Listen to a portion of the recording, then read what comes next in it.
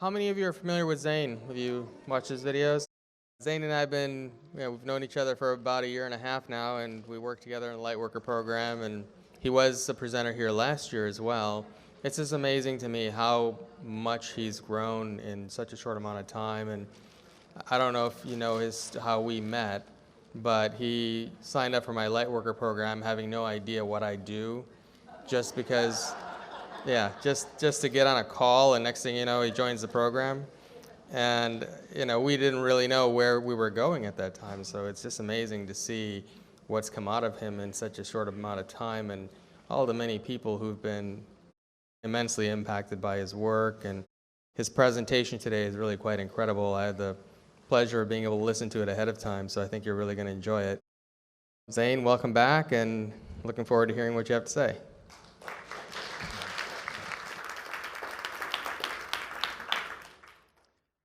Thanks, Ethan. I really appreciate it. And of course, I really appreciate you as my coach and my instructor for the last year and a half. It's meant everything, really. And as you said, I had no idea what I was getting into when I found you. I'm going to jump ahead and tell a little bit about that. I have a comic book that I write and I publish called Righteous. And it's about a spiritual awakening. And I had been working on this before I knew anything about Ethan. But I had found him on YouTube interviewing Daryl Anka, who channels Bashar. And I like Daryl Anka. I love Bashar, and I love the message that he gives. So I saw that he had, say, 20,000 followers at that time. And I thought, okay, he seems accessible. I want to reach out to him, because my mission was to get the comic book read by as many people as possible, because I know that it contains within it the chance for awakening. And so I said, okay, this guy's going to like me so much that he's going to want to interview me. So I want to get on and have, do the consultation. And so I went into this consultation thinking, I'm just going to impress the heck out of this guy. We didn't talk about the comic book at all. He told me all about the Lightworker program. And I realized that that's really what I should be doing. So thank you to everyone who came. I really appreciate it. And this is really special to me because this is the unveiling of the final lesson, which is something that's probably going to be a very big part of my life for the rest of my life. So you are a special group because you get to hear it for the first time. And so I'm going to remember this for a very long time, and I'm going to remember all of your faces. So thank you so much. So the final lesson began in 2016 when I began receiving downloads. I would receive these downloads sometimes while driving down the road, sometimes while taking a shower, a lot of times while meditating on ayahuasca. But I think that the very best times were the ones where I was working with clients. And I work with them on a number of different issues, mental, emotional, and spiritual issues. And during those experiences, we really dive deep, and I do a lot of meditation and bringing in of imagery that I hope will help them on a left brain basis understand what it is that they're dealing with, as well as working on an energetic level. And so it turns out that I would receive very specific information for them, but it turns out later that some of that information coming through was very important and very specific to this lesson that we're going to be talking about today. And it all kind of culminated when I had what I call the final download in June of this year. And it just hit me that all of this stuff that I've been receiving and thinking about and working with people on all culminated in one big overall point. It reminded me a little bit of if you've ever had a recurring dream that goes on for years, and finally one night you have the final dream that explains everything that you've been experiencing, and you wake up and you know, oh, I'm done with that dream. I've got that. It's very similar to that experience for me. So I want to go ahead and talk a little bit about what the final lesson is as an intro. It's a sentence. It's a first-person sentence. So it starts with the word I. And if you were to walk up to somebody on the street and say this sentence, they might think that you are being egotistical. They might be confused. If you were to say it to some others, they might say that you are committing some sort of like act of treason or heresy. And if you were to say it to others, they would probably say, yeah, I know. But I want you to know that if you were to say it to me, that I would look you in the eye, and I would probably want to give you a hug. And I would stop and I would give you my undivided attention. And I might even shed a tear because of how much it means to me and to you to say the sentence. So I'd like to go ahead and say the sentence with you, but I would like for you to say it with me. So I'm going to say it one word at a time, and I'd like for you to repeat each word. And I would like for you to close your eyes when you do it, because I really want you to feel what this feels like. Many of you have already figured out what the sentence is. That's okay. I am source. You've heard this sentence before. You've thought it before. You've pondered it before. You've really wanted to try to understand it and feel it before. But there's a chance that there might be one or two people that are in the audience or watching this on YouTube who have never heard it before. And if that's the case, then I'm very deeply honored to be the first one to say it to you. Let's go back to talk to those people that we said it to a minute ago. You're walking down the street and you say to someone, hey, I'm Source. They'd be a little bit confused. They might say, I am Groot. If you said it to someone who lovingly believes in one of the many religions that looks at God as a separate entity and that we are children of God, they might be upset about it and they might be worried for your soul. But what I want to say is that I deeply respect that opinion, and it's beautiful, and for them it's true, and that's really all that matters. If you were to say it to someone in this group and someone in our movement, they would probably say, yeah, I know. And the problem with that response is that are we really thinking about what it means? Are we really giving it the depth and the feeling that you get when you say that sentence? And I think about our movement, and there's so many things that we do that I feel separates ourselves from Source. If you think about who we channel, the ninth dimensional Pleiadians. We channel Mary Magdalene. Rarely do people say that they're channeling Source. It happens, but it's not that frequent. Our spirit guides. Who are our spirit guides? Mine's the Hathors, the ancients. Other people's might be Athena. But it's very rare that someone says, yeah, Source is my spirit guide. And if they did, you might kind of look at them like, really? Is Source really your spirit guide?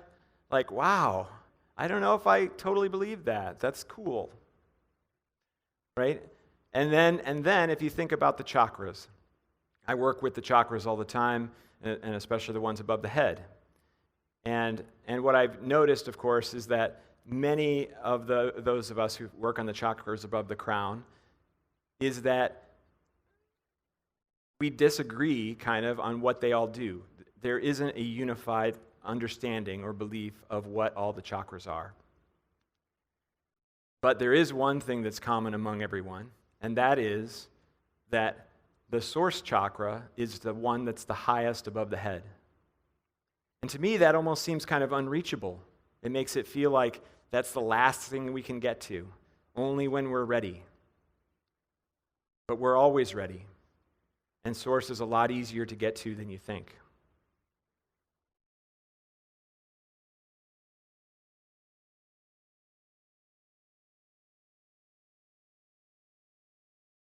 This talk is about this sentence, because this sentence is the one philosophy. It is the one truth. It's the solution to all of your problems. It's the answer to all of your questions. All of your mental, emotional, and spiritual work will eventually lead to this. Because this is the final lesson. This is the Super Bowl. This is the Triple Crown. This is the Nobel Prize. This is the pinnacle. And every time you experience an epiphany related to this sentence, you get closer to your goal as a spiritual being. And I'm not saying that I'm always here, not even close. But I know that I get closer every day, and that I've had a lot of epiphanies and a lot of downloads about this sentence. So before we go in and dive in and look at the 4 pillars of this sentence, I want to talk a little bit about epiphanies. I became a big fan of epiphanies a long time ago, and I found that, I was in the video game industry, the entertainment industry for a number of years, and I write and I publish my own comic book series called Righteous. And so I became a student of entertainment. And what I noticed in entertainment is that very rarely do the characters, especially the main character, do they ever go through an epiphany in entertainment. But when it does happen, it's amazing. It's this wonderful moment, and you remember that forever. I think for some reason that writers of fiction like to believe that we appreciate somebody growing slowly over time. But it's not how it always works. So I can think of an 80s movie with Michael J. Fox, no, not Back to the Future, where he is looking for love in this movie, and it turns out that his best friend, who's female, is right in front of him the whole time, and he has this realization, like, oh my gosh, the whole movie, I was looking for love, and it was right there in front of my face. And I think that's what's amazing about epiphanies, is that this thing that you've seen maybe your entire life, you just suddenly realize, oh, I had no idea. So another thing about epiphanies that I enjoyed when I tried the plant medicine cannabis is that I believe that that is the epiphany plant medicine. It helps you observe things that you've been looking at maybe your entire life in a new way, and you have that moment where you go, oh my gosh, I had no idea.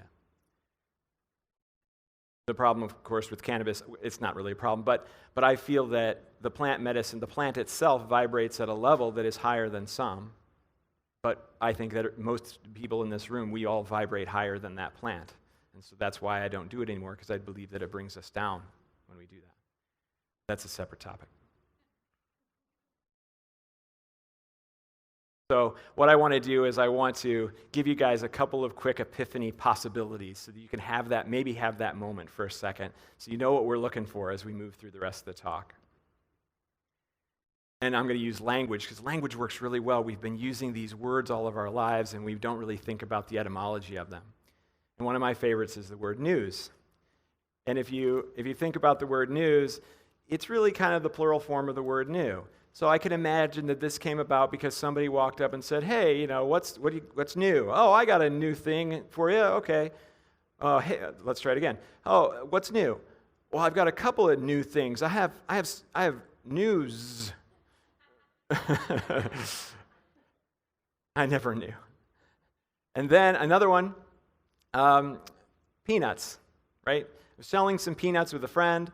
We're shelling the peanuts, and I'm looking at them, they look like the little Planters guy, right? And I'm like, wow, these remind me of like soybeans, and the little nut inside looks like beans. We should call these things bean nuts. That seems like a good idea. That's a lot better, isn't it? Bean nuts, that's cool. It doesn't really flow very well, but I like it. And my friend's laughing, yeah, that's a good idea. And then she went, wait a minute. They're called peanuts. They look like pea pods. Oh my gosh, they're already named correctly. I had no idea. So there's a couple of epiphany, little minor epiphanies. So hopefully, I heard a couple of laughs. So hopefully you got the idea of what that feels like, right? And what's great about that too is that you want to go tell someone else now, because you want to see them go, oh yeah, I never thought of that before. Because we love to have that learning moment and that learning experience. So what I want you to do as we talk today is keep your mind open for those possibilities and those opportunities to get something new out of this sentence that you've heard many times before. All right, so one of the big downloads that I received for this, probably the first one, was information as to what it might be like to be source, the master consciousness. I know better than to think that we could possibly understand that at a really intrinsic level because we are limited by our three-dimensional minds. However, it was delivered to me in a way that I feel is accessible to us. So let's imagine for a moment that you are omnipotent and you are in a white nothingness. Think of like the white room from the Matrix where Neo learned how to do kung fu, right? So absolute nothingness all around you in every single direction. You're alone because there can be no other omnipotent being. If there was another omnipotent being and you had a fight, who would win? It doesn't work. You have to be alone to be omnipotent. Okay, there's no time. So you're just sitting there in the infinite now, forever, infinitely. Nothing's happening. You can't be surprised. You can't really have any experiences. So you better do something. Otherwise, you're just going to sit in infinite nothingness. So you come up with a good idea. Let's go ahead and create some beings. We'll make them kind of like me. So you make these beings, and they're talking to you, and they're talking to each other. Okay, that's somewhat interesting. Except I made them, so I know everything there is to know about them. They can't really surprise me. All right, so let's see. What else can we do? Okay, I got one. I'm going to make it so that they don't know that I exist, that they can only interact with each other. Okay, so now we watch them for a little bit. That's cool. But still nothing that interesting is happening. They're kind of like, what are we doing here? What's going on? Why is this? What is this for? Okay, well, shoot, that's not going to work so well. So let's get really complicated this time. We're going to make it so that these beings can cease to exist. They will be created, and then at some point they will cease to exist. Now let's see what happens. Now we're getting a little bit more interesting. Okay, but we've got to make it so they could just suddenly cease to exist for no reason. So let's give them a very dangerous environment. Of course, I had to create time, too, in order to give the cease to exist experience. So now we've got a pretty complex thing going on, and we're observing all these beings. Now it's getting really interesting because they know that they can cease to exist, and they have experiences where they could die at any moment. And they have now intrinsically developed the ability to avoid death through a process called fear. And there is our first emotion. We know that fear is the first emotion because bacteria run from dangerous chemicals in a laboratory scenario. So we know that is got to be the very first emotion. So now these beings are getting worried. They're having negative experiences. They're scared. They're being surprised. And now all the other emotions are born from this. The first positive emotion might be the emotion of feeling safe. And then so it goes. And so now we've really created something interesting. And we're observing and we're observing and we're observing, and it's like, yeah, this is cool, but I can't die. I can't have romantic love. I can't experience any of the things that they're experiencing because I'm infinite. I'm immortal. You came up with one more good idea. You decided to put yourself into one of these beings and forget that you exist. And here they are. These beings have no idea this is going on. This is such a clever thing that you came up with. Because they don't know anything. The only thing they know is what they can physically touch around them. They know romantic love exists. They know that death exists. They know that all these things exist, but they have no idea that they are source. Beautiful job. And so finally, you get to take things seriously for the very first time. You get to be scared. You get to be worried. You get to be surprised. You get to have all these wonderful experiences. And then one day you die, and you wake up from this dream, and you go, oh my God, it's been me. It's been me the whole time. All of it's me.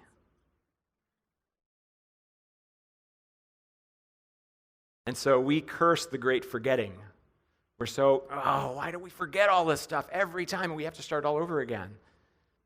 We came up with it in the first place. It's a brilliant idea, really. Otherwise, we wouldn't get to experience all this. So good work, you.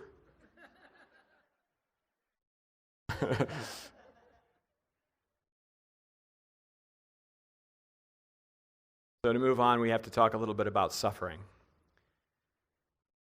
So the first major suffering that we can easily talk about is pain, because it is an experience that we need to avoid so that we avoid dying. Physical pain is very simple. Put your hand in the fire, it burns and it hurts, and you pull your hand away from the fire, because if you keep doing that, you will die. So there is an experience there, which is the pain response. But there's also one more thing added on top of that you don't think about very much, and that is a negative signature. This is an experience that I do not like. There could be an experience that I am fine with. There can be an experience that feels amazing, joy, happiness, success. There's any number of wonderful, positive emotions, and those have with them a positive signature. So now, let's look at positive and negative experiences and emotions from the perspective of source. Because it's really important to know that positive and negative signature actually comes from these three-dimensional beings in our effort to avoid and to avoid our death and to pursue long life. So what does source think of negative and positive experiences? Well, the master consciousness doesn't say, oh, I don't want that to happen, and oh, I do want that to happen, because we've already established it can't die. There's no negative thing that source needs to avoid. So if we were to graph it, let's say that this is absolutely infinite nothingness in this center point right here. And if we were to take and say, these are all the positive and amazing experiences we could possibly have. Every piece of pleasure that you could possibly imagine is branching off in a way until it gets to the most pleasurable possible thing that you could experience. And then on this side of the graph, we're going to take all the negative things that you could possibly experience, everything that could possibly go wrong, torture, whatever, everything, all of it. And if you notice that these things are all equidistant from infinite nothingness. So what's the chance that infinite nothingness is so not so great that all of these things are absolutely amazing and are just as valuable and just as beautiful, the negative and the positive?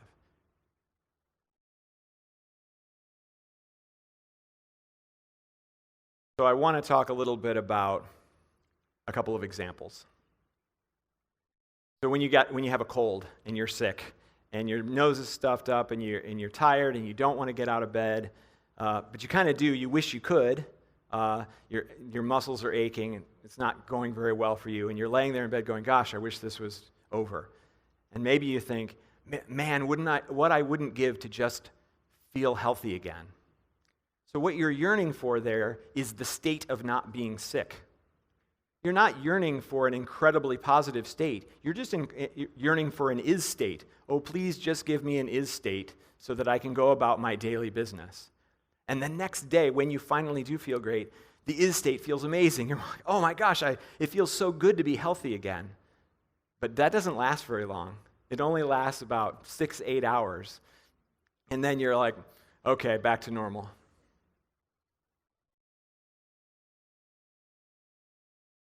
And so if we look at that from a source perspective, is source looking at that as the is state, or is it looking at it as, this is great, this is awesome, this normal is state is amazing? Because everything that we experience is a miracle. We are miracles observing miracles. Everything that happens in front of us, we drive around in vehicles that explode. They just constantly explode. That's how they propel themselves.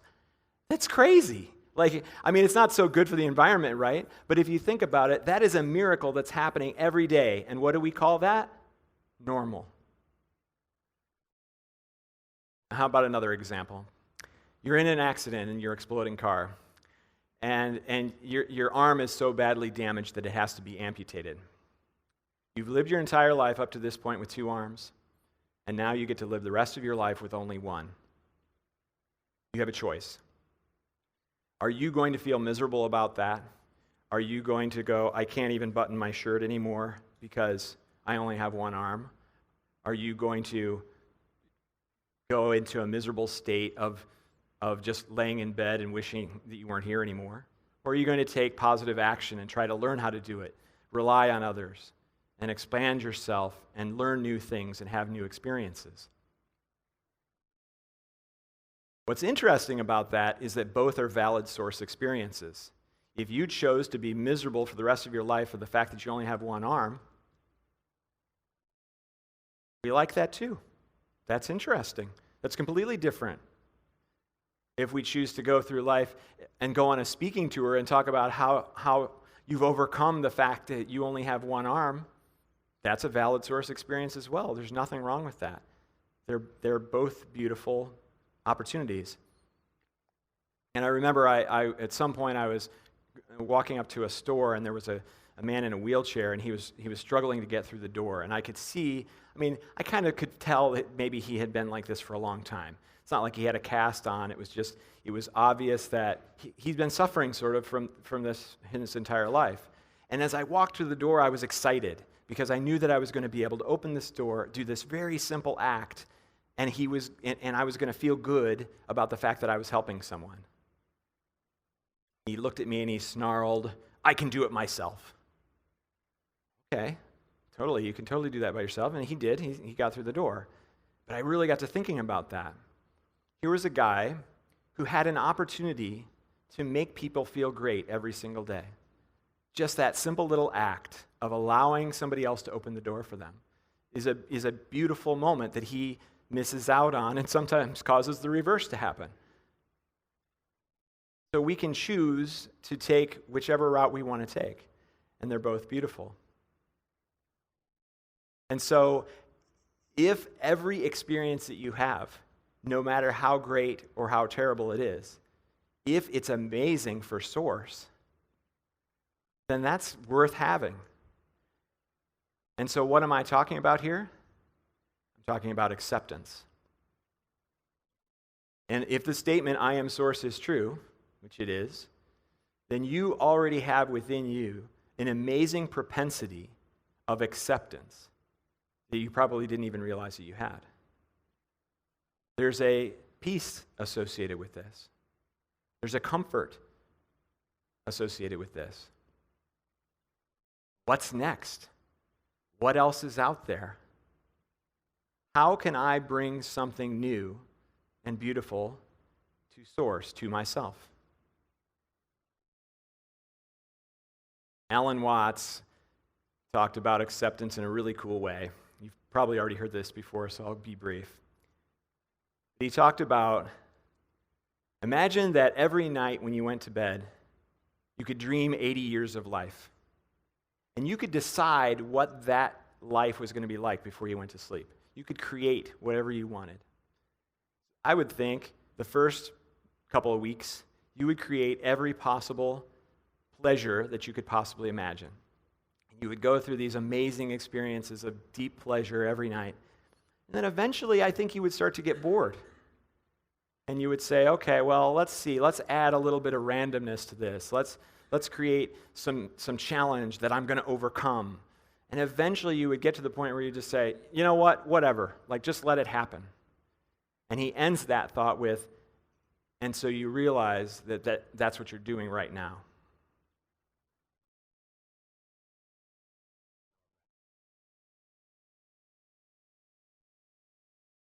So, if we believe the statement, "I am source," and really deeply feel it, do our powers of manifestation increase? Yes. If we believe the statement, "I am source," do all of our spiritual gifts increase in power, effectiveness, ease of use? Yes. If we believe the statement that "I am source" is true, do new opportunities present themselves in our lives? Yes. if we believe the statement that I am source is true, do we easily move from the third to the fifth dimension? It's a joke. Yes. So we've gone through two of our pillars. We got two more to go. The next one is perfection. There are two types of perfection. There is perfection without flaws, and there is perfection with flaws. One of them does not exist anywhere in the universe, and one of them exists everywhere in the universe. Perfection without flaws is the one that you thought your parents wanted you to be. It's the one your bosses wanted you to be. One your teachers wanted you to be. Perfection with flaws is the one you are, and the one we all are, and everything that exists is.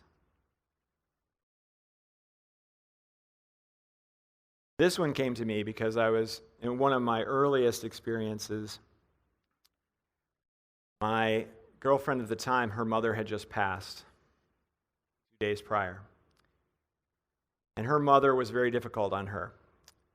She expected perfection of her daughter.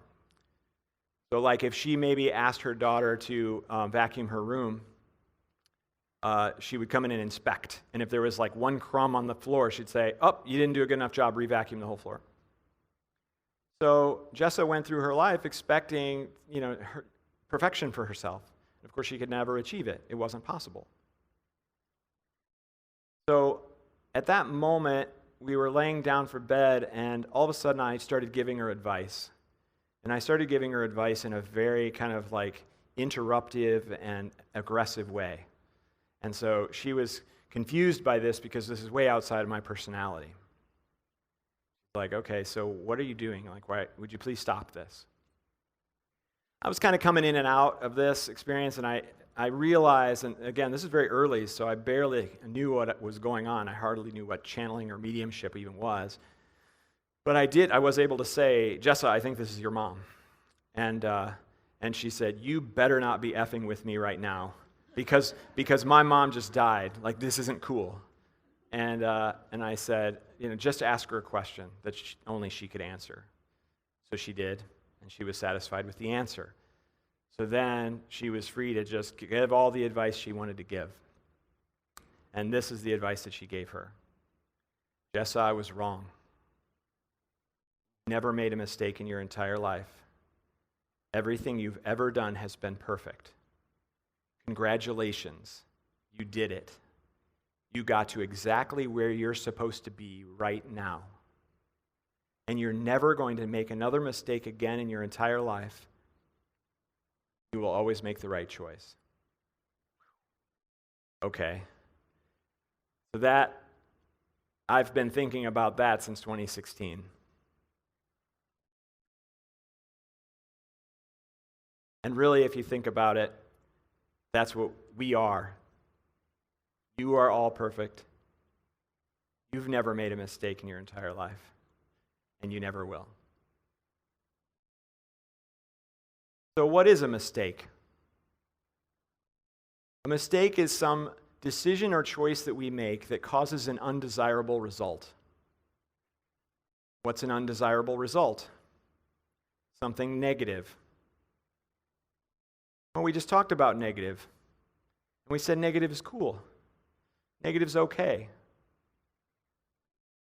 So is it really bad that we make a mistake? I don't think so. Without imperfection, that room of white that we talked about earlier, that Source found itself in the beginning, would stay a room of white. Texture is created with imperfection, with flaws. And that is the experience that we have. And we certainly live in a world with flaws.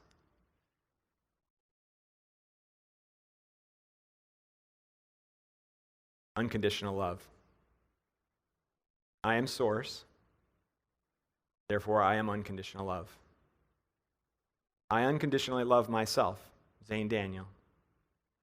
And as a result of unconditionally loving myself, I unconditionally love all of you as well. I love everything as it is, exactly as it is. How do I know this? So this download I received when I was on Carrie Murphy's call-in show. We had a caller who was very upset, and it was clear that she was suffering, and right away I knew that it was that she did not unconditionally love herself. And this is one where, with a very limited time, I could only do one activation, so I closed my eyes and had her close her eyes too, and I called for some sort of imagery, and this is what I often do now when I'm doing my one-on-one sessions, is I call for some imagery that I might be able to provide the person that would give them some insight to maybe help them with the left brain association with the right brain and subconscious work that I'm doing at an energetic level. So immediately I saw her standing alone in absolute nothingness. Her arms were straight out to her sides and her palms were forward, which meant that she was in a receiving pose. So I knew she was ready.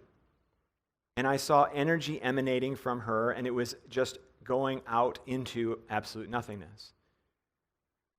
And I realized, wait a minute, that's not just energy, that's her love. And where that's going is nowhere, because she is loving nothingness. Why is she loving nothingness? Because she wasn't loving herself, and everything existed within her. And as soon as I recognized that, I was able to explain that to her, and we did the activation.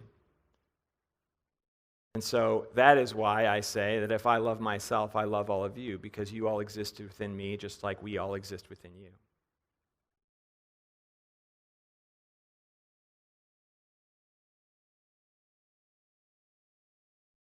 So what I would like to do at this point is go ahead and give everybody an activation about unconditionally loving yourself. So if you can all go ahead and put your feet flat on the floor and close your eyes. What we're going to be doing here is we're going to be working on your subconscious, because maybe your subconscious does not believe the statement is true, and as a result, you're going to take actions in your life that will sabotage the idea that I love myself unconditionally. We're going to reprogram that right now. So how this works is at one point I'm going to say the words breath in, and you're going to take a nice big deep breath, and you're going to hold it at the top, and you're going to wait for me to say the word awaken. At any time that when I say that word, of course, it's not going to be quiet. It's going to be quite loud, so don't allow it to startle you too much. If it does, that's okay. You'll be fine. So go ahead and take a nice big deep breath and think about the environment that you're in. Feel the air. Feel the chair that you're sitting in. Take one more. Feel yourself relax in that chair. Shed any worries or concerns.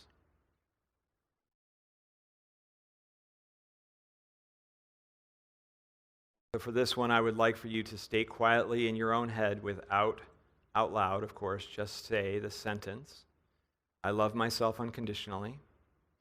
And I want you to just kind of keep repeating that all the way through the activation.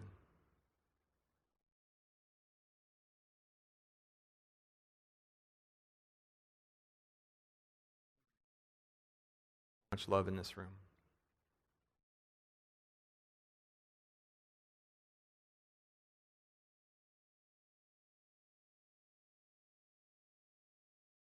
Breath in.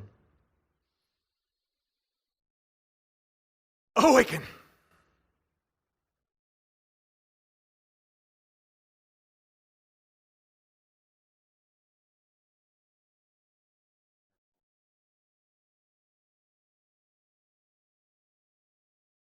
That simple.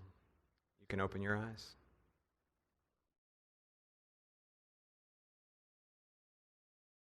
So now if we go ahead and look at the world that we live in for a moment. I love unconditionally the world that we live in. I love everything there is to love about it and everything there isn't. There are many people that want to move from the third to the fifth dimension because they don't like the third, because they're unhappy with the way that we treat each other. We're unhappy with the way that we treat animals, we treat the planet, that we abuse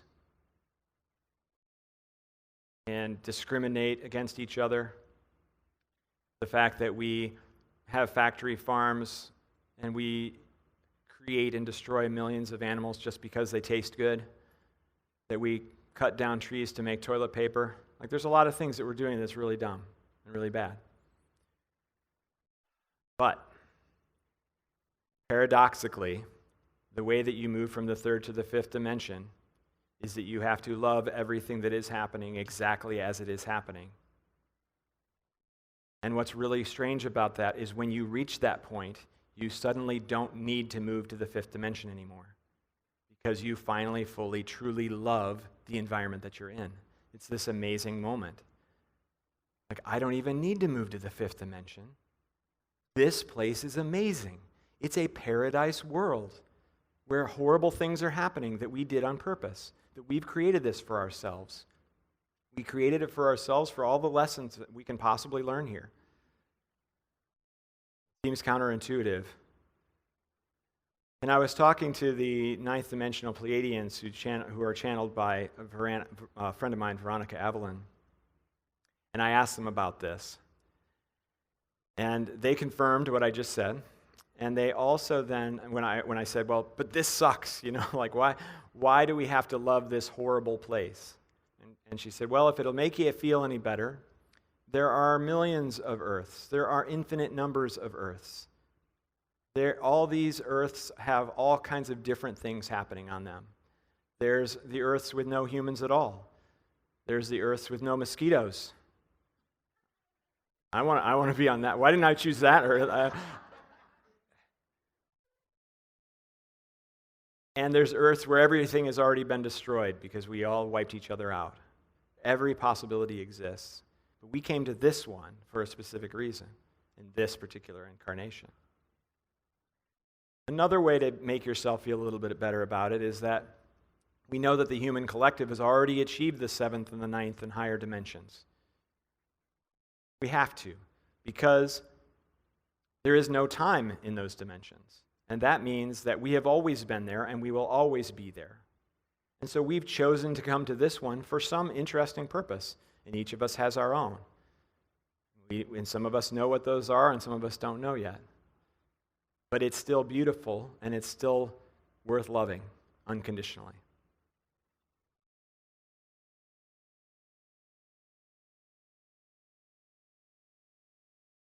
Okay. So I'd like to talk about channeling a little bit. In each of us is a child and a master.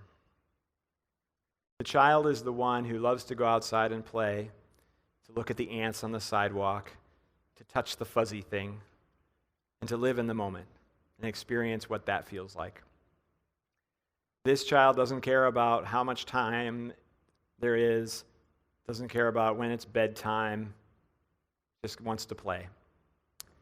And in each of us is also the master. The master knows the answer to every question.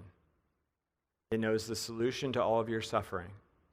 It has access to all the information of the universe. And all you have to do is talk to it. And I'll talk about that in a second. The master unconditionally loves the child.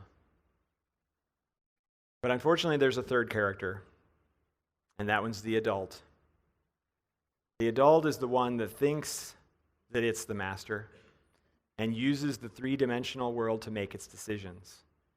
It uses the stock market. It uses how much salary do I make? How much time do I have to do this? I can't afford to do this. It's the one that tamps down the child and says, we don't have time for this.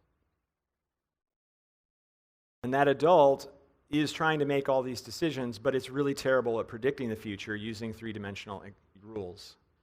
But the master has access to all of that information, and all we have to do is ask it. So there's a couple of methods that I use to access the master that I want to portray today. One of them is, if you were to just simply ask a question, close your eyes, and you don't have to do it right now, but close your eyes and ask a question and wait for the answer. You can ask any question, anything about the future, who you are, what somebody else is going to do tomorrow. Like, you can ask any question. The key is to don't try to answer it yourself. You wouldn't come up to me and say, "Hey, Zane, how many brothers and sisters do you have?" "Bet you have 5. Like, give me a chance to answer the question. You would wait for that answer. And so that's kind of a little bit of a way to meditate as well. You're essentially asking the nothingness your question, and you're waiting. And if for some reason your mind starts to wander, then you can just stop and ask the question again, or ask a different question. At the very least, what this does is it trains the adult mind to shut the F up. That's what we really need to be able to do. Another cool way to do this is to use your third eye. And I like the word third in third eye because we're using the third person perspective. So we ask ourselves, why does Zayn get upset when this happens? When we ask it like that, it's very different than why do I get upset? Well, I don't know why I get upset. But if you say, why does Zayn get upset when this happens? Well, that's because this thing that happened in his past and blah, blah. And you just, oh my gosh, I just answered the question. So just a couple little cool techniques to learn more about yourself. And I would like to go ahead and give another activation on this. So in this case, what we're going to be doing is we're activating your ability to channel, and we're activating your ability to just download information. It doesn't necessarily have to be like a trance channel, but just receive information in case anybody has any blocks with it. Go ahead and close your eyes again. In this case, you're not going to have to say anything to yourself.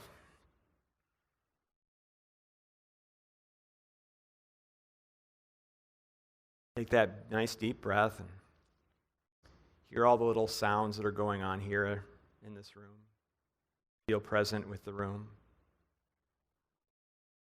Present with yourself.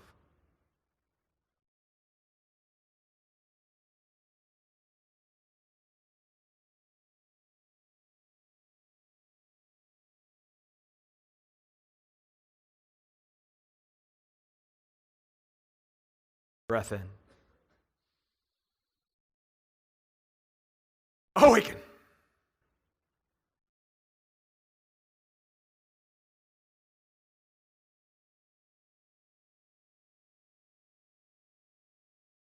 Everybody's been receiving a lot of information and activations and energy over the last 24 hours. Add to it.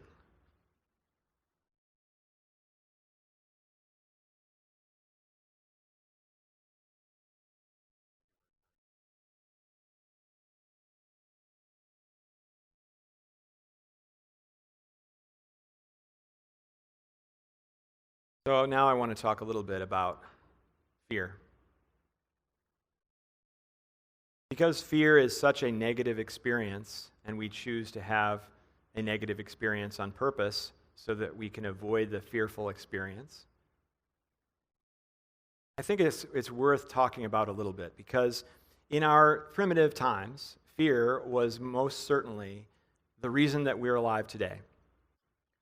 We had to deal with all kinds of terrors and things that could expire us at any moment. And if you think about that time period where, let's say that our primitive ancestors had to build their camp far away from the river to get water, they would have to get their turtle shells and take it to the river and fill up the turtle shells with water and perilously carry those turtle shells back to the village every single day because you had to have water every day. Fear allowed them to say, okay, saber-toothed tigers like to drink from the river at, when the sun is like this, and so we're going to try to avoid that situation, and yet it's still a perilous journey every single day. So we carry within us this immense feeling of fear all the time because it's still within our entire genetic makeup. And so we come about it honestly. But what do we have to do today in this modern society? We walk over and we turn on the faucet. that doesn't mean that we don't carry with us the same amount of fear that we had when we were running from saber-toothed tigers. So we have to deal with the fact that we still have that encoded within us. And it's not an easy thing to deal with. Again, it's the number one emotion. It's the first emotion. And, of course, if we want to move from the third to the fourth to the fifth dimension, fear holds us back from that transition. So, from a left brain perspective, I want to talk a little bit about fear so we can logically kind of look at ourselves for a moment. Fear experiences are only future predictions. I cannot be afraid of something that's already happened. It's already happened. It's done. I cannot be afraid of something that is currently happening to me. I'm not afraid that the bee stung me. I can't be afraid of the fact that the bee is stinging me right now. All I can be now afraid of is, am I going to have an allergic reaction from it? I can be afraid to go walk near the beehive because bees might be in there. And so, for some reason, though, we associate fear as almost a sure thing. Wait a minute, it's a prediction of the future. How good are we at predicting the future? We suck. We're terrible. If we were any good at it, we would be Bitcoin billionaires. So why do we rely on this very, very low percentage chance thing to derail our entire lives? And I'd even submit that fear is worse the less likely the thing is to happen. So let's say that your boss comes to you and says, in 2 weeks you're going to have a layoff, and you're on the list. Are you afraid you're going to get laid off? No. You know you're going to get laid off. Your fear shifts to something new. Oh, maybe I'm not going to be able to pay for my mortgage or my car, or, I'm going to have to leave and move to another city or whatever. Okay? So let's say that your boss comes to you and says, in 2 weeks there's going to be a layoff, and there's probably like a 99% chance you're going to be laid off. I mean, you might not be on the list, but you probably will be. Are you afraid you're going to get laid off? No. You're not afraid you're going to get laid off. You're quite sure that you're going to get laid off. So once again, you shift to, oh no, what's going to happen when I get laid off? If they come to you and say, there's a 50-50 chance that you're going to get laid off, are you afraid you're going to get laid off? F yeah. And you're probably only thinking about that. That's all oh no, I don't want to be laid off. This is going to be a terrible day, and I don't want, I'm going to be so embarrassed, and all my friends, and blah, blah, blah. But what actually happens on the day that does arrive is that you have this moment where you go, oh, well, maybe it's going to be a blessing in disguise. Maybe I'm going to get a better job. Maybe I'm going to get a job in a new city and I can start a new life. Maybe it'll be closer to where I work. Maybe I'll have better bosses. Maybe I'll have better fellow employees. Maybe I'll be challenged in a new way. This is great. This is actually a good thing. So wait a minute. So the whole time, you were scared of something great? Like, what a terrible use of the fear emotion. And yet, we still fall into that trap all the time. So, very interestingly, we were talking about the negative signature associated with emotions, just like fear. A week ago, I had someone come to me at the moment that she was experiencing trauma. I've never had this happen, where someone was absolutely, I don't even know how to describe it, like she was hysterical because something horrible had happened. And she just said, give me an activation or something. Like, this is the worst feeling I've ever had. And I said, okay. And so I thought about it, and I went, you know what? I'm going to make it, so I'm going to remove the negative signature from the emotional experience that you're having right now. Let's just see if we can allow you to still experience the emotion, but not have the negative association with that emotion, so that then you can evaluate what is actually happening and be able to overcome the issue. So I did the activation, and suddenly she was able to, like, oh, okay, so this is what happened, and this is how this is going to go. And then I was able to ask questions like, oh, okay, well, why do you think you responded in this way? Oh, well, it's because of this problem that I had when I was a child, and blah, blah, blah. Like, she was just able to completely dissect everything that was going on right in front of me. I even tried it this weekend. I tried it with a couple of the speakers that were a little bit nervous about speaking. I said, I'm going to remove the negative signature from your nervousness before you get up on stage and speak. I did it to myself about an hour ago. It worked. I feel so comfortable. This is easy. So what I want to do as my activation now is I want to experiment on everyone, if you wouldn't mind. And I would like for you to, from now on, when you have a fear experience, I want to remove from you the negative signature with the fear experience. So you can still have the fear experience and take the correct action, but it won't make you so crazy and worried and messed up as a result of having the fear experience. Everybody good with that? Okay. All right. Go ahead and close your eyes.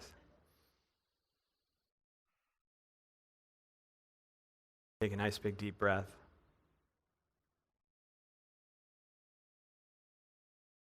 My eyes closed right now, I can see all kinds of happy faces.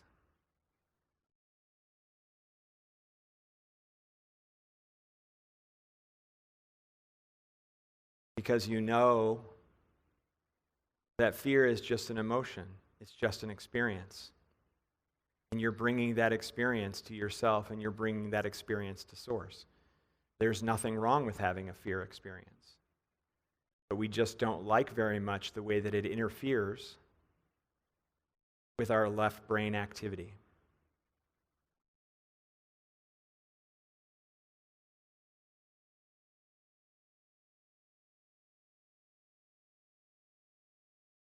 Breath in. Awaken.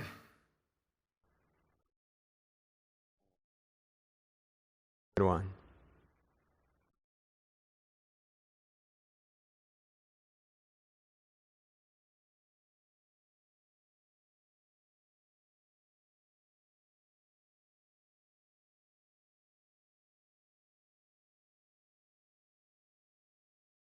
Hold on 1 second. Just go ahead and remain breath aware.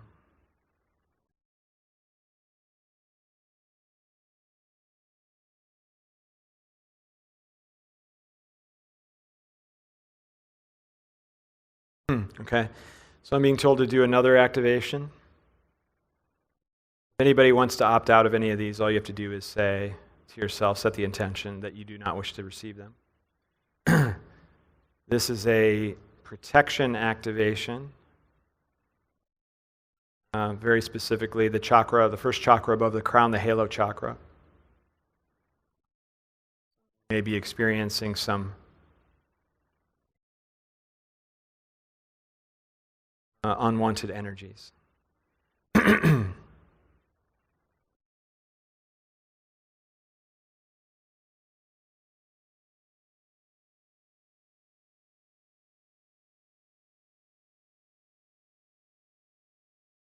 Breath in. Awaken.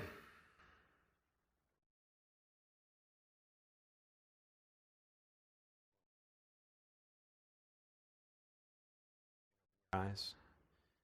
I did that one time for a child who was experiencing night terrors and apparitions and things throughout their house, and without even speaking to the child or to the mother, I got permission through a friend, and did the activation, the halo chakra activation for the child, and other people in the house were experiencing the apparitions as well. And as soon as they did it that night, they were all fine, and everything was resolved. So if anybody was experiencing anything, hopefully we took care of that for you.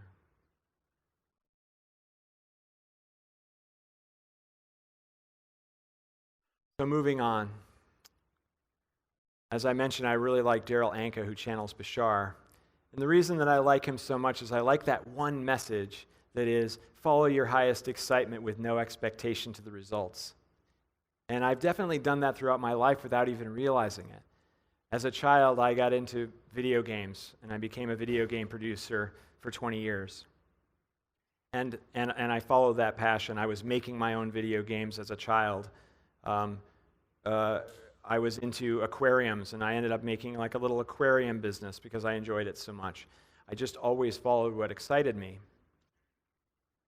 But then one day I decided to follow what made me the money, or at least that's what I thought it would do. So I bought real estate.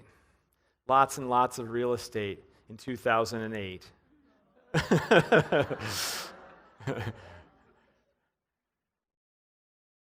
And so that was the very first time in my life that I could say that I did not choose something that I was following my highest excitement. I followed the money, or what I thought would give me the money, because I wanted freedom. And what I was doing there is I was trying to run away from what I didn't want, which was working full-time. I had been working in the video game industry for a long time, and I was done, and I wanted to be done. But instead of running towards something that I loved, I tried to run away from something that I didn't want. And when you do that, which direction do you run in? Probably towards something worse. So it's very important to focus on the thing that you want to run toward and run. And so I gave a little bit of a sample of my experience with Ethan's program at the beginning of this, because I went into that with the expectation that I was going to promote the comic book and it was going to be a worldwide success. But I didn't expect too much because I was open enough for something different to occur, and it was something beautiful. It was the Lightworker Training Program, and here I am standing in front of you as a result of that. So it's very clear and very obvious that if you follow your highest excitement, then you will live a life of synchronicity. And that is exactly what's happened for me.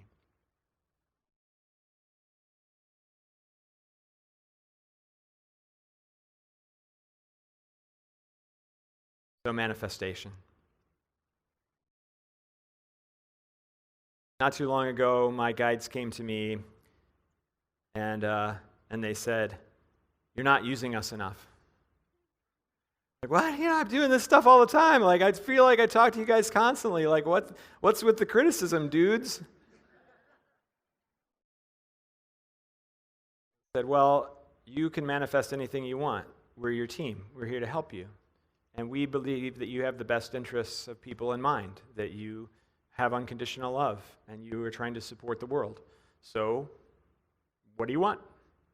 And at that time, I was trying to sell one of those rental properties. I was trying to starting to finally get rid of this crap. I still have a lot.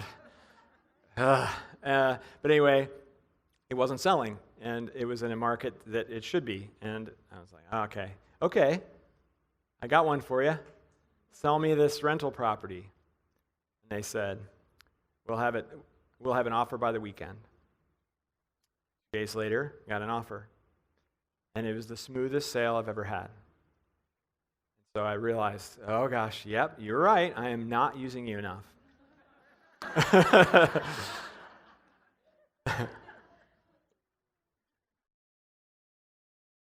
But what's interesting about that is that when you truly unconditionally love the perfection that you exist in, and everything that happens to you in this state of acceptance that we were talking about, you don't have to manifest anything. It's beautiful, it's fantastic, it's wonderful, exactly as it is.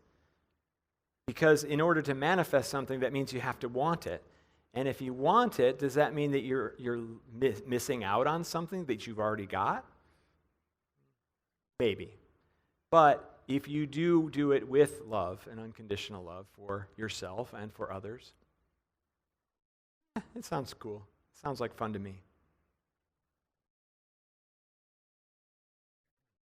So, would everybody like to have an activation on manifestation?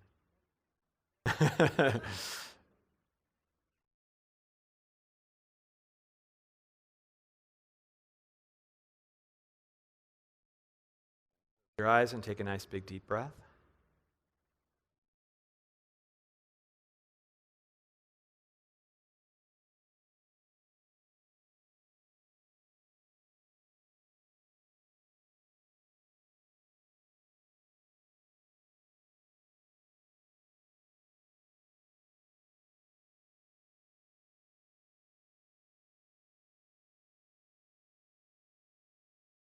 Another one.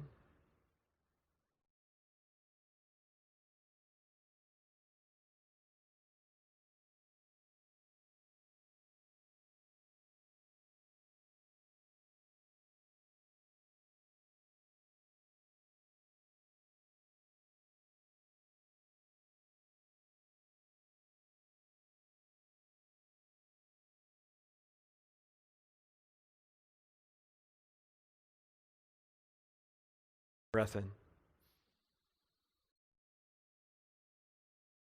Awaken.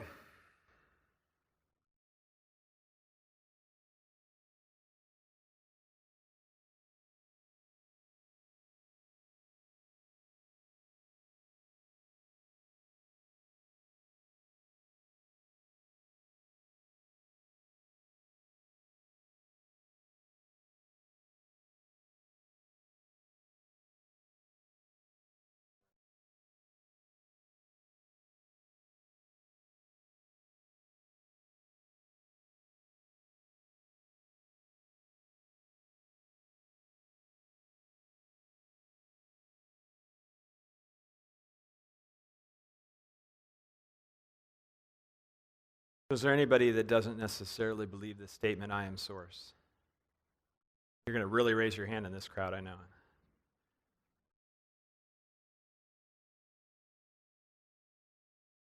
So there's believing the statement and there's actually feeling the statement. There's actually living in that experience. Two very different things. It's very easy to be distracted by our three-dimensional world and our three-dimensional lives. So I would like for everyone to remind yourself of this way more than you have been.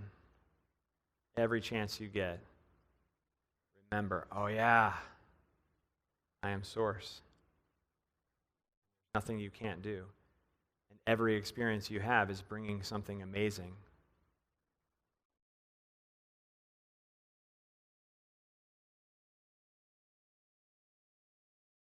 So I'd like to do another activation.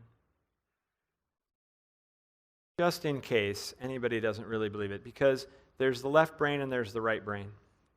The left brain can say, yeah, I'm source, But does the right brain believe it? And that's what we want to fix. So this is going to be another one where you're going to repeat the statement. You're going to repeat the statement, I am source. But you can go ahead and take a nice big deep breath again first. Feel the comfort of the room. Feel the unconditional love of all the people around you. They love you and they love themselves.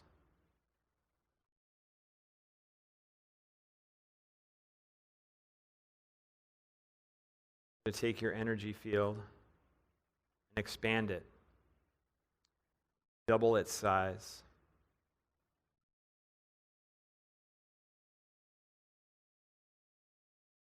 Allow it to merge with your people around you because you are all one. You are all source. We're going to continue to expand our energy fields until it takes up the whole room. We are all one.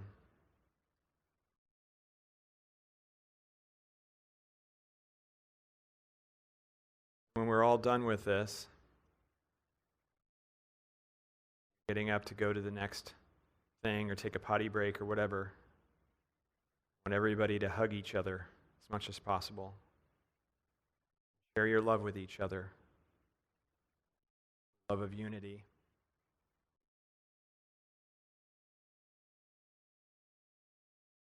I'd like for you to go ahead and say the statement, I am source, silently in your head, and keep repeating it. Feeling it. Don't just say it. Feel it.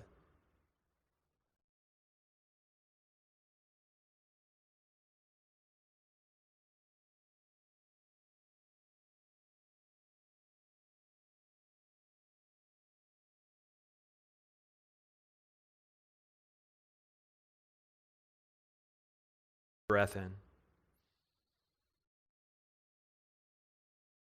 Awaken.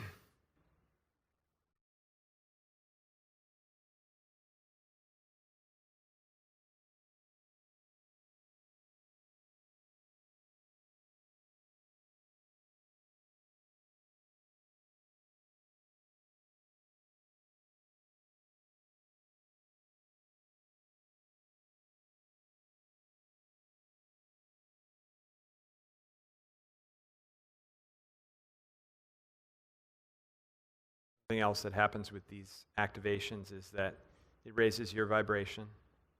I have a friend who can just see people's vibrations by looking at them. And she ranks people's vibrations from a 1 to 10 scale. I think it's kind of fun. And so we did some experimentation, and after I do an activation with them, it seems like their vibration raises 2 points every time. Everybody's vibration has been raised 2 points today.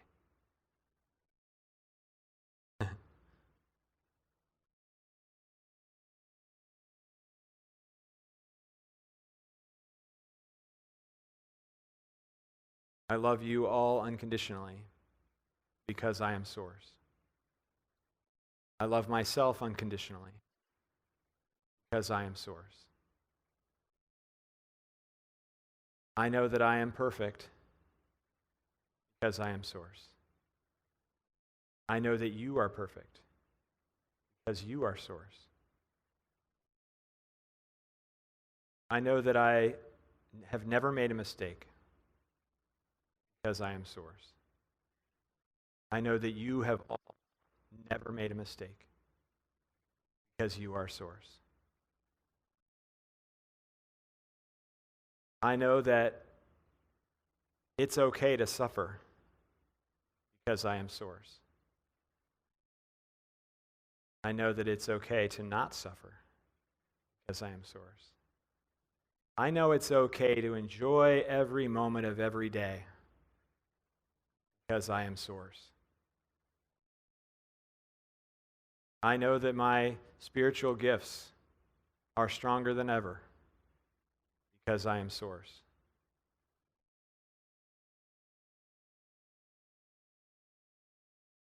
I know that I can very easily move from the third to the fifth dimension because I am source.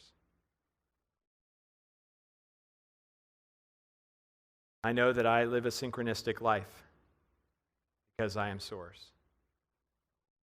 I know that I don't even need to live a synchronistic life because I am source.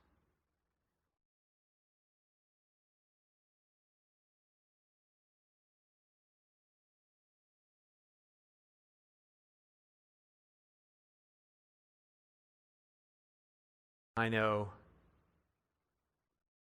that I'm very glad to have been here because I am source.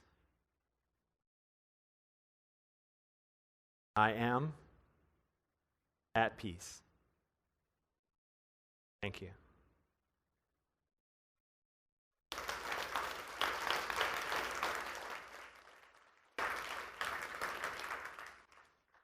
Does anybody have any questions?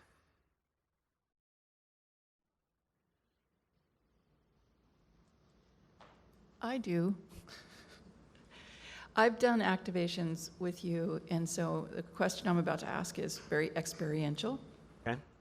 And I ask in humility, and because I really want to know. As I step into my sourceness, and all hell breaks loose sometimes, and I would really like some,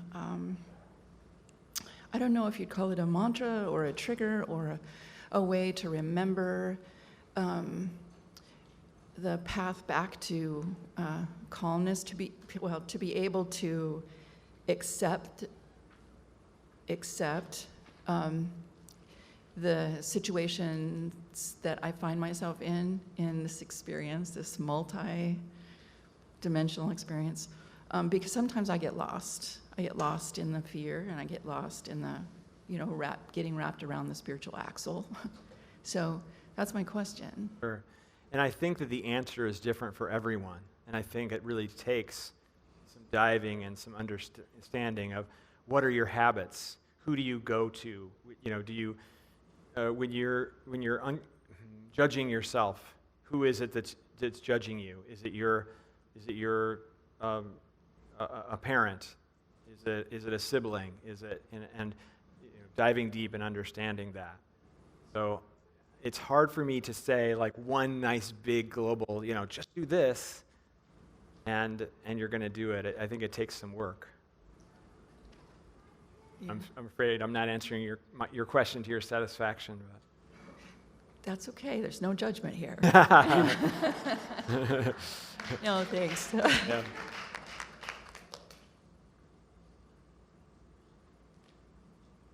Could you explain manifesting a little bit more as the how-to? Because I'm hearing that you need to ask for what you want, but I'm also hearing that you should believe you already have it. Right. And how do you go about manifesting something? Right. Yeah. Well, what's really interesting to me about everybody's spiritual gifts, and I've been fortunate enough to be in the Lightworker program, so I've gotten to see lots and lots of different people come through with different gifts. And what I've discovered is that everybody experiences it differently. And so what may work for me may not work for someone else. But for right now, I'll go ahead and give you what works for me. It's fairly simple, but if you notice, my activations are very quick and easy, right? Like I just say awaken, set my intention, and bam, it happens. And a lot of times people really feel quite the energy experience. But so in my case, I shift to the fifth dimension before I do it. And this is simply by talking to my guides and saying, okay, I'm ready to ask. And I actually say, I close my eyes, take nice big deep breaths, get into a meditative state, and I can actually feel them in my forehead. They come to me, it's like they're knocking on my forehead, and they're like, okay, we're here. And I simply just say, I have a request. And then I state what my request is. Then I'm out. And that's really all there is to it in my case. But again, everybody's different. So I don't know for sure what will work for you, but that's at least a place to start. Does anybody else have a way that they manifest that would like to answer that question, to hear somebody else's perspective? I think that could be really interesting. You want to get up to the mic? Ha ha, I got you. Ha ha. Woo!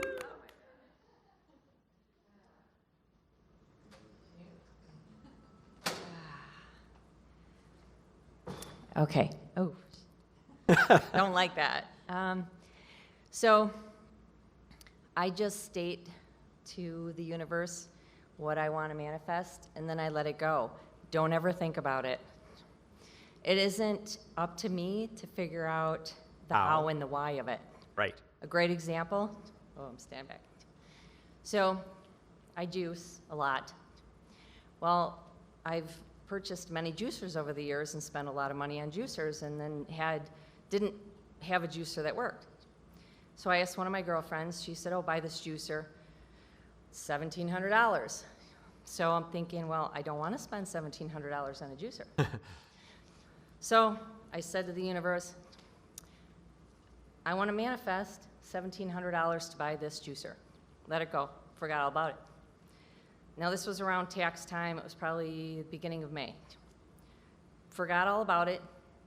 I got a check in the mail from the IRS for $1,722, date for a return from 2002. Now, for this year, I had gotten $100 back from one and owed $120 to the other, so it was kind of a wash. And it said 2002. I'm thinking, is this a joke? What's going on? I called my accountant. He said, that doesn't sound right. Only go back 3 years. Don't cash it until you find out. Well, for 2 months, I called the IRS, couldn't get through, and I'm thinking, man, I want that juicer. So I just did an internet search on how to actually get a hold of a person, because I just got the prompts. So there was someone that said, go through these prompts, ignore this one, and then another screen will come up. 15 minutes later into the call, I got an actual person, and I said, hey, I don't know if this was legitimate. I didn't even want to say that it said 2002 on it. I just said it says 2002. And I'm like, maybe she won't, figure it out. Nice. And so she put me on hold. She came back. She said, yes, it's a legitimate check.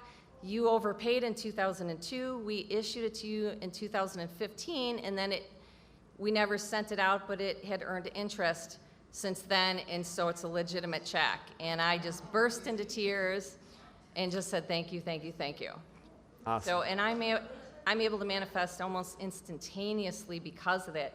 It isn't up to us to figure out the how and why.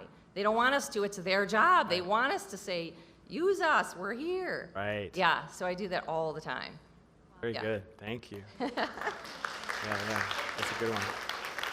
Yeah, and hold on one second. And so that reminded me of another thing that I did. I manifested a van because I sold my house and I bought a van that with the kitchen and the bed and everything, so I can live on the road in the future.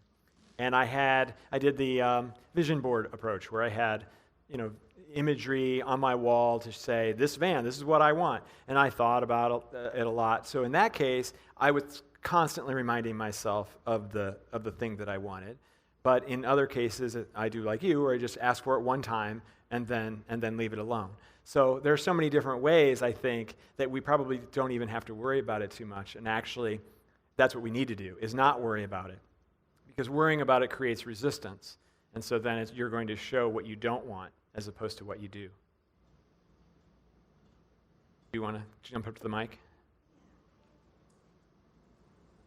So along the same vein, I've been playing with this idea because, I believe that manifesting is my superpower. So in the law of attraction, we would always set intention and then wait for it to come, kind of like you said, we'd forget about it. So I belong to a global group of women who hold intention for one another, and so we had a meditation where one of the sisters had something that she wanted to manifest. So we did this meditation and we called this in. And it didn't come. And so after a couple weeks that it didn't come, we all started to discuss the fact that we all had a bit of a sense that maybe we were the block, or we failed our sister in some way. So there was this sense of, where did I go wrong? What's wrong with me? What mistake did you make? Exactly. So we turned it around and we said, what if we just all become a beacon of resonance for what we're calling? So now I'm not pulling it in, I am it. And so I'm just gonna send the signal so it can find me. And it happened threefold in less than a week. The minute we changed from us being the reason that it's coming to just find me. And I'm just really playing with that, and I love the idea of amplification versus asking. So that's my share. Wonderful. Thank you.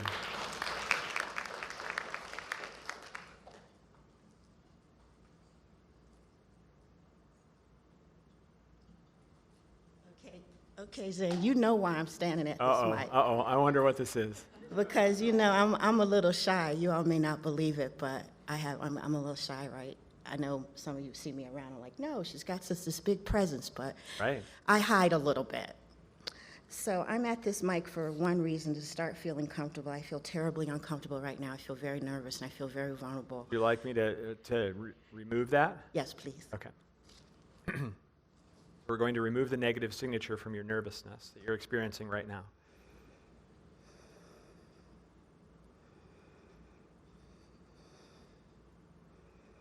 Breath in.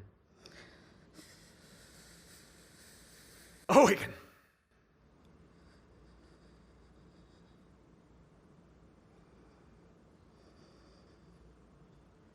Okay, that's much better. Is it better? Okay. Yeah? Okay. Okay.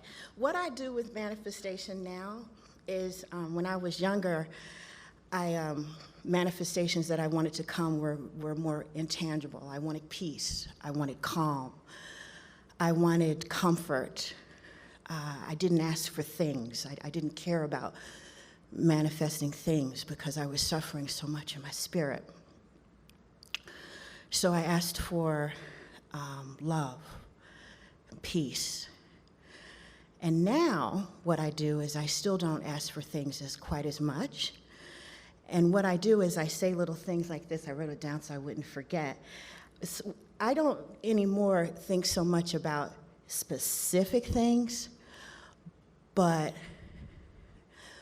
one of the things that I say all the time, now I need to preface this because this may sound like it's a little selfish, but I'm a very generous person. But what I say all the time is, life is totally and completely rigged in my favor. I say it every day. Right. Yes. And what I Love that. do is I allow whatever experience to come up, because I find, you know, when I've come from a place of, you know, pain and suffering in my childhood. And so a lot of times I limit my experiences by being very specific. So what I do now is I'm not specific anymore, because a lot of times I don't really know what might show up if I just be a little bit less specific. So it sounds like you're being accepting. Right, and for me, it has taken me 60 years to get there. And then, Congratulations. And then another thing, and I'm gonna be real open, you know, I'm brown skin, right? And because of that, and the 3D world in which we live, I can instantly be judged just by virtue of the way I look. I'm okay with that. Sure. So what I decided, you know, I said, okay, well, I can think anything I want, right? I just say that looking like this comes with perks. That's what I think. Right. That's all I say. I said, you know, the fact that I look like this and I come into this incarnation and this is how I look, it comes with perks. Right. And I get them all the time. Example, I was out to dinner with a friend. I had treated him out to a brunch. And we were sitting around, and we had our brunch. And the waitress comes over after we are finished, and she says to me, it was a $100 tab, and she said, you do not need to pay for this. The two gentlemen that are at the table over to the right have now covered your thing. There is no way I could have even imagined Right. to even ask for that, Right. yet it showed up. Right. So I find that the more vague that you are, and the more generalized that you are, and the more expansive that you are, the things that tend to show up now are things that you may not have even thought about. And so I think about resilience. You know, I think in the morning, I think about, okay, I want resilience to show up. I want more love to show up. I want more acceptance to show up. And then Source has these amazing experiences come up because of it. I hope this helps somebody. My name is Vita, by the way. Hey, Vita.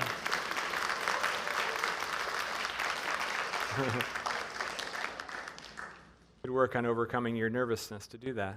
Thank you. One of the things, too, is when I was talking a little bit about judgment and who is judging you in your past experience, and that voice is in your head, and you might be able to even hear the tone of the voice from the actual person who used to judge you in your head. You can hear your dad's voice or your mom's voice or your brother's voice or whatever. And what you're doing there is you're actually allowing a suffering, three-dimensional mind to change you. And they want to change you to remove your flaws. But we've already understood that our flaws are perfect, and they are intrinsically a part of us, and they are actually our benefit. So you are beating your head against the wall, trying to remove something that's amazing about you that you cannot remove anyway. And so you are essentially then trusting this three-dimensionally suffering person's perspective more than Source's. And that, boy, isn't that a big insult in the face of Source and you?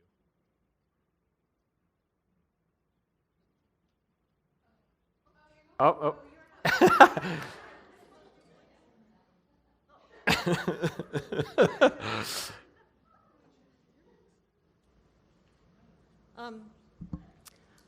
A couple years ago, I discovered something quite by playfulness.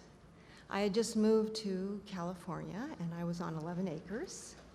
And we'd had this big flood during the winter time. So what happened is we had all this grass growing up to my height, which meant that it was going to be a big fire hazard. So I'm thinking, oh my gosh, I don't even have a lawnmower. What can I do on 11 acres? So I would just look at it and I would just be playful. I go, what if there were a bunch of animals out there eating that grass? Wouldn't that be fun? I love animals.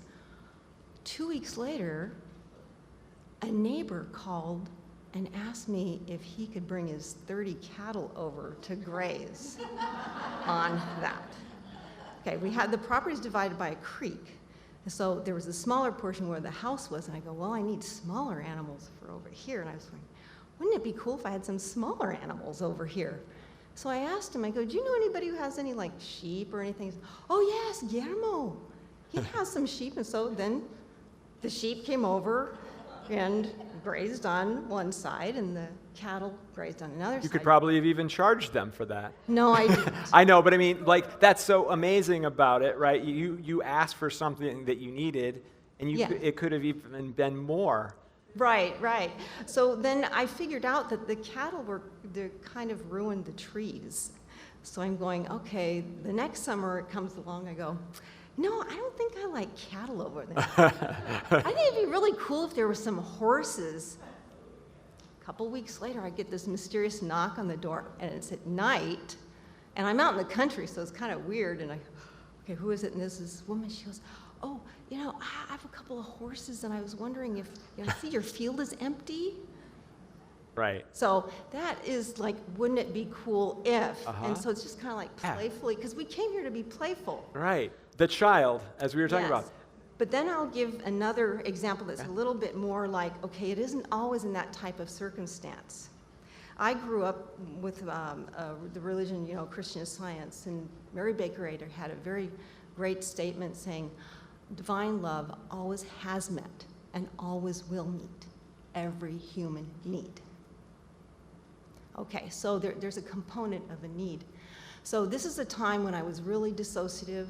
I was in a deep fear, and I was in this clunker car, and it broke down I was in Washington State, and it broke down in this big intersection. I was disoriented. I didn't know what to do. I didn't know how to had no cell phone. I didn't know anybody. And magically, there was this person who came up beside me when I walked to a nearby shop where I could get the tire taken care of, or a tow. It was Les Schwab. And this guy came up to me, and he was like my guardian angel. He just did everything. He says, oh, I'm just on my lunch break. Actually, my daughter is at a ballet lesson. And he was over there he made up a reason, but then I figured out he really wasn't there at Les Schwab for any reason that he should be there. So he helped coach me through, and he sat with me the whole time. We tried to figure out how to get the car towed, and then he even had me call on his cell phone, my family, and he stayed with me the whole time. When it was all over, I went to look to see the place across the street where he said he had gone to pick up his daughter. The place didn't exist. He didn't. So he just appeared out of nowhere. Right. But the thing is that I was in a state of fear. So the thing is that grace can come in at any time. Right. So we don't have to worry about manifestation. That's Absolutely. the message. Well, and I think that the common thread in everybody's thing, except for maybe that last one that you just said, is that they believed they could do it. And that's the core. If you believe that it can happen for you, then it will, and it doesn't matter how you do it. So I really like everybody's examples. That was awesome. Yeah, you can still go. Heidi, right? Yes, thank you. I wasn't going to share my manifestation story, but maybe I will. Yesterday, the tops of my feet were very dry. They were white. And today, I was running out of my room and accidentally knocked over a whole thing of leave-in conditioner onto my feet. So now, they're moisturized. That's how it works for me, basically. Be very careful. But my actual... That is amazing. And so you manifest through clumsiness. Yeah. Oh, those kind of things happen very often. On the way here, though, I've been driving cross country and, up from Florida this time, and my car, I stopped like right in Ohio, and it was like nowhere. And there was a noise. It sounded like my engine was gonna fall out. So I did the same thing. I asked, I'm like, I need to know what this is. I need to get it fixed now. And there was only like truck mechanics around. And then I found like what looked like a mechanic, but it was like actually a yard sale. And the woman ran in the back. I was like, let me see, I think he might be here. And there was a mechanic in the back who was just about to leave, and he fixed my car in like 5 minutes. It was awesome. Right. Yeah. But my actual question, Okay. can I ask an actual question? Yeah. I loved your activations, your talk about everything today. The activation for protecting your halo was especially wonderful. Good. I was wondering how that goes if somebody were to get hypnotized, like regressive hypnotism, to go through some more challenging stuff maybe. Are we still only going to be letting positive things through our halo, or could that possibly open up again to unwanted things? What open up to unwanted things? So I signed up for the hypnotic regression of like abduction when I was a kid that I've been trying to block out. Huh? But I kind of feel like that halo Oh, no. protection Well, thing- your intention will set that straight. Set my attention. Yeah, is that just what set you're your saying? intention that you want that to come through, and it'll all be fine. And it will all be fine. They'll go away afterwards. Okay, that's Yeah. all. If not, call me. Call you. I will. Yes.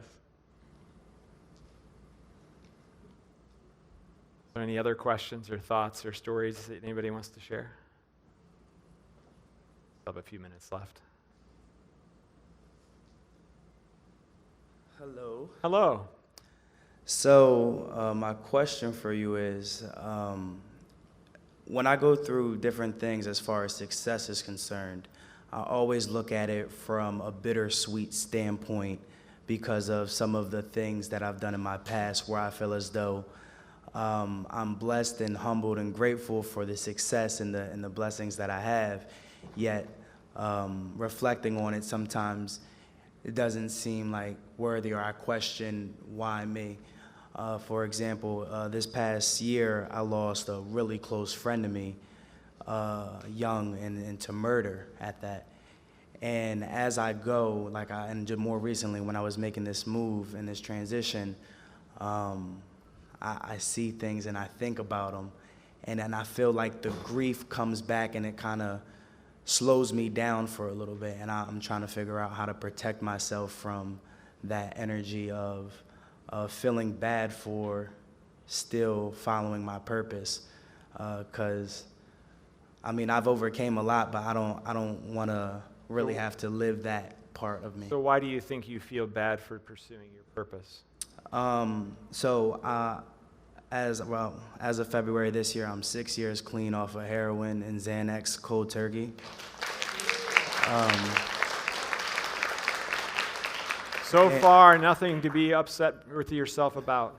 But when you see the people that are, I come from Wilmington, Delaware, where you see the people that are dying, they look like me. And as I was saying yesterday, trying to practice that unconditional love and not feel, see the greatness in it. And sometimes even in that greatness, it's just like with my brother, it kind of like it felt like first it was like mad, why were you there? You shouldn't have been there. And then it transitioned to like, you're gone. And now it's more so of like, you're there first. So it's like, I don't know if that's a traditional stage. It's definitely not the traditional stage of grief. I don't know if this is like a spiritual phase, like, because I still can hear him, I can still see him, I can still interact with him. Do you think that he would want you to pursue your goals? Most definitely. And so, but yet you still feel guilty that you are.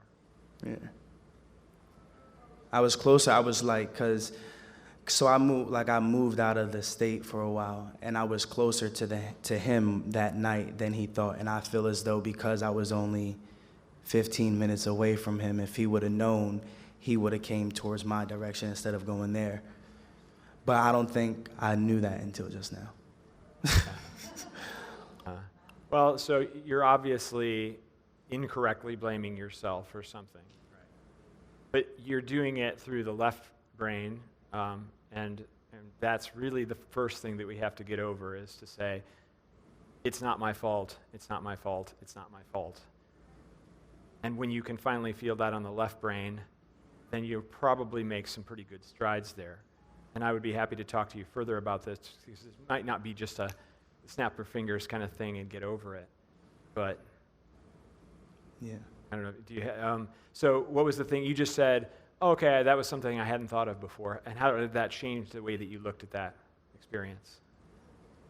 I mean, that I have a lot more to learn. And I guess, but like more so that I have to put myself in position to receive it. And so like, I raised my hand to come up, and then like when you just asked if anybody was gonna go, like I had convinced myself I wasn't gonna go. And then my friend like, boom, like, go. Like, you know what I mean? Like I almost stopped myself because it's just like, I didn't know if it's something I wanna open up, because then it's like I'm inviting it back when I'm saying that I don't want it to come to me in the ways that it has, making me emotional. Well, I very much respect and love you for being able to do that. That is a huge step, so thank you so much for doing that in front of all of us, too. And so please feel the unconditional love of this room for you and how you are suffering, and how they do not want you to suffer anymore, just like I do not. Thank you.